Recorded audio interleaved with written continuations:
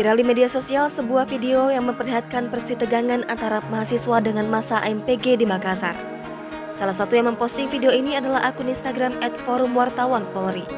Dalam video yang diunggah, awalnya massa pendemo yang didominasi anak muda ini nampak adu argumen dengan sejumlah kader Angkatan Muda Partai Golkar atau AMPD. Tak lama kemudian, spanduk yang dibawa massa pendemo coba diambil paksa. Kejadian ini pun berujung ke aksi pemukulan terhadap massa pendemo dari video yang diunggah. Kejadian ini disebut terjadi pada Jumat 11 Maret 2022 malam kemarin. Unjuk rasa yang dilakukan Aliansi Mahasiswa Peduli Ekonomi ini menolak kehadiran Menteri Makassar lantaran dinilai gagal memulihkan ekonomi di tengah pandemi COVID-19.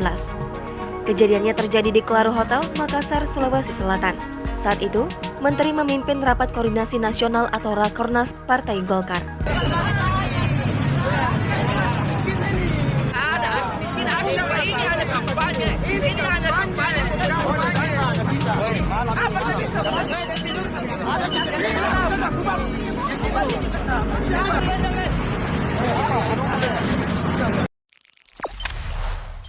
Jangan lupa subscribe, share, komen, dan like ya.